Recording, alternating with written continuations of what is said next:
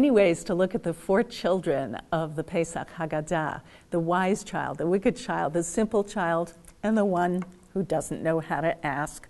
I'd like to focus on two of them: Chacham, wise, and Tam, simple, because I believe they represent a rabbinic ideal. The wise child, Chacham, obviously represents a rabbinic ideal with his active desire to know every possible thing about the laws of Pesach. But Tam, the simple child, how is he a rabbinic ideal? Well, the rabbis who compiled and edited the Pesach Haggadah from many biblical and early rabbinic sources made one change in a received text. In the Midrash of the four children from the Mechilta de Rabbi Yishmael, they changed the third child's name. The original version names him Tipesh, stupid. The rabbis of the Haggadah changed his name to Tam, simple, an adjective with an idealistic track record in the Torah. Noah, the universal everyman, is Tam. Jacob, the Jewish everyman, is Tam. The people of Israel are commanded to be Timimim. The Torah itself is described by the psalmist as Timimah, perfect.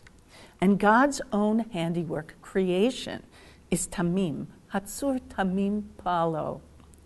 In these settings and more, the word Tam does not mean simpleton or simplistic. It means an intriguing mix of innocent or blameless, perfect, and, as the contemporary scholar Robert Alter renders it, possessing integrity.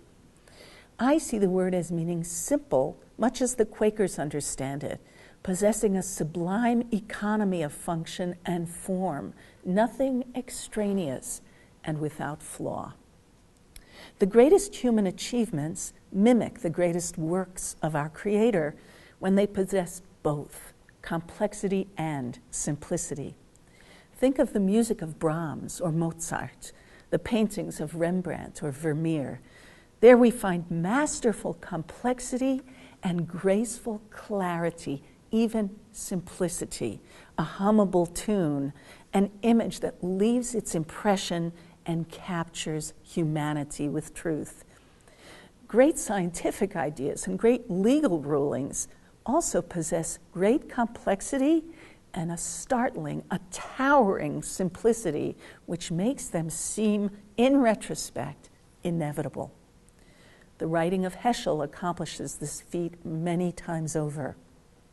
Complexity and simplicity are good antidotes to each other.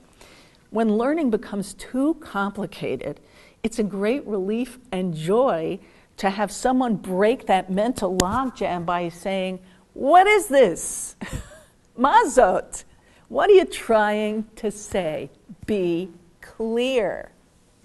But when learning becomes too simplified and focused on the bottom line, on the result, the answer, it is important to challenge oversimplification by requiring the learner to consider all the implications of his reductionist position. The greatest paradigm of a complex idea that was revolutionary in its simplicity is, of course, the shocking idea that God led the rising up of 1 million slaves against their abusive masters.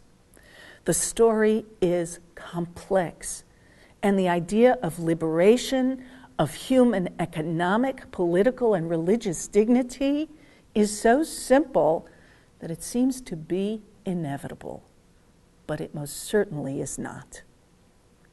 When we prepare to teach at our Pesach Seders, it's good to consider whether it is wise to be complex or simple in our presentation. What does the Seder leader need, and what do the people at the table need? And the Seder is only one stop in the eternal Jewish lifelong commitment to learning.